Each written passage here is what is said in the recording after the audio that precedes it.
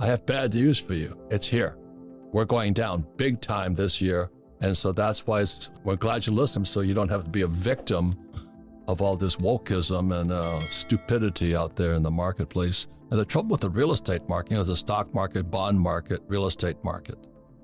Trouble with the real estate market, when it goes down, it's like a sinkhole. It takes businesses, neighborhoods, it takes everything with them because it affects so many more people. Whereas stock, you could lose Apple and you're not in Apple, it doesn't affect you.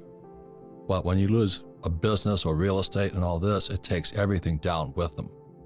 So that's why right now there's migrations out of certain states and into certain states. And the reason I like oil is because you can't print oil. You can print stocks, you can print ETFs, you can print money, but you can't print oil, yet at least. And what I say is that civilization runs on energy. And if we don't have enough energy or the price of energy goes up, standard of living has come down. And that's why what happened when our buddy Biden took the Keystone XL pipeline offline, it made me richer because the oil that Mike and I were selling from our oil wells in North Dakota and Louisiana and Texas, we were selling at $30 a barrel. Yeah. And in 2000, when Biden got elected, oil went to a spike to 130. Every time there's hyperinflation, dictators arise, revolutions come up. That was Stalin, Mao, Lenin, and Hitler. And we're cruising for that right now. Hyperinflation pisses people off. Can't put food on the table, they can't afford to live, lifestyle crashes, standard of living crashes. But the bad thing is because it's energy that's driving a lot of it plus too much money, it makes everything expensive. This market's going to come down big time, big time. So what are you saying to people now? Well, most people sadly have a buy and hope strategy. They buy their investments, their mutual funds, and their 401k, and they just hope everything's going to work out. As I've said before in the show, hope is not a retirement strategy. And that's what most people do. They have their head in the sand, and so far they've woken up today and they've seen their 401k down by 20, 30, 25, 30%, wondering what happened. And this is not over. And if people think that that's going to get better, it's not. Things are going to get a lot worse, as Robert says. And the biggest bubble of all, most people don't know this, is corporate credit. And what was happening during the boom when they kept dropping interest rates, zero interest rates, many companies couldn't grow their companies. So they would borrow off the balance sheet of their company and they'd buy back their stock. And they would stock the company full of this debt to buy back their stock. Like Apple just uses their credit to buy more Apple stock. I mean, that's what it means. And now the stock markets are crashing. The same with bond markets. The reason London or England just went down is they couldn't make the pensions, the defined benefit pensions for the people. So what they did is they borrowed money at 0% to buy bonds at 3%, hoping that would pay for the retirees. And there's, like in America, 10,000 a day retiring today. And all of a sudden, when they did that thing where the reverse and the interest rates dropped, bond markets dropped. I won't touch anything you can print. If you can print it, toilet paper is printable. That's how I look at it.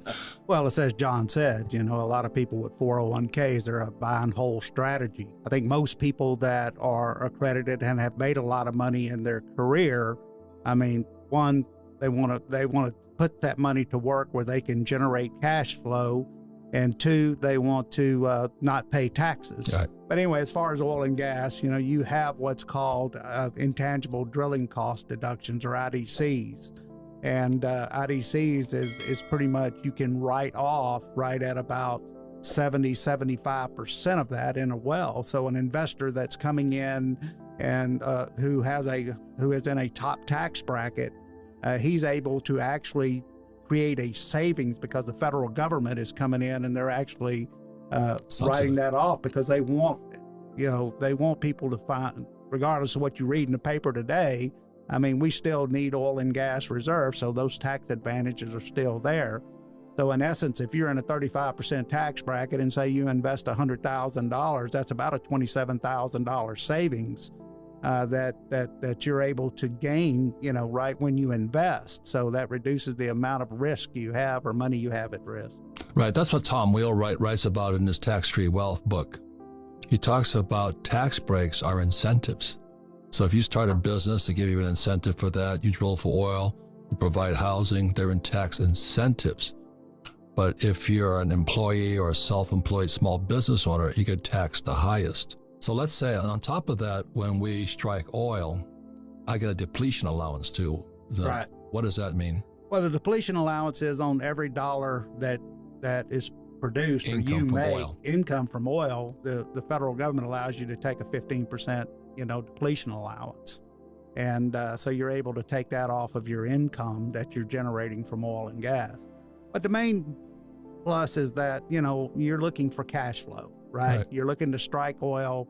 You're looking for that oil. We're not into buy, hold, and pray. No.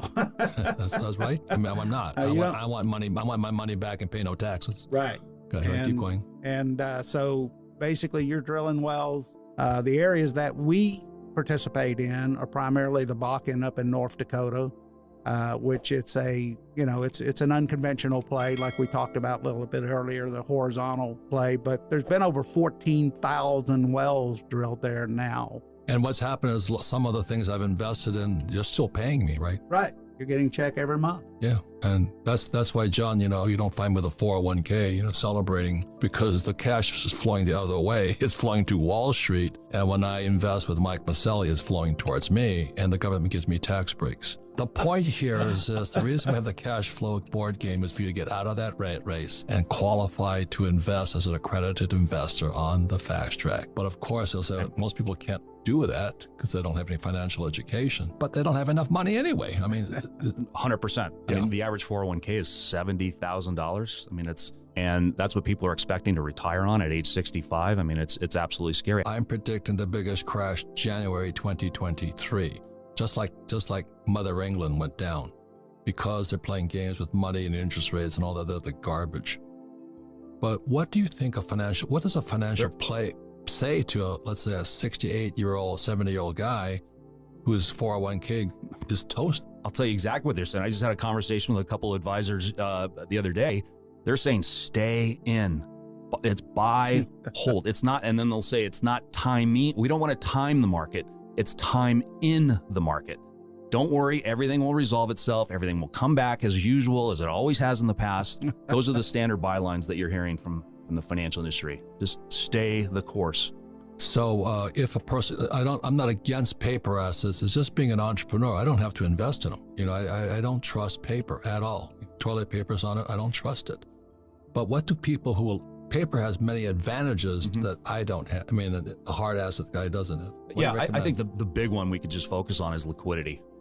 I mean, I could get out like that with a click on my smartphone, whereas hard assets, you don't have that flexibility. So that's the key advantage that I like.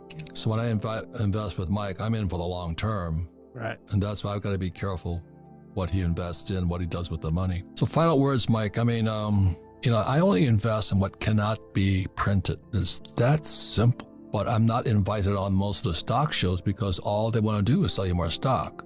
So what would you advise somebody who wants to switch out of paper into what you're doing? Any advice? Well, just on the oil issue itself, I mean, I think, a lot of people don't really understand, what oil is used for. Oil is in just about everything we touch. Right, plastic, paper bags. I mean, and food. And of course, we're going to see real food shortages, right?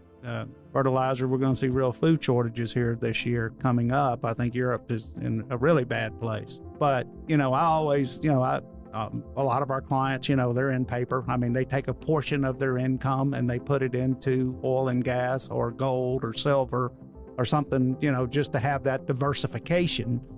Just a normal investor, a lot of them, they obviously want that diversification into energy, because I think everybody sees that, they can see through this stuff that this administration is trying to push. I mean, they go to the gas pump every day. Diesel is still selling for close to $5 a gallon.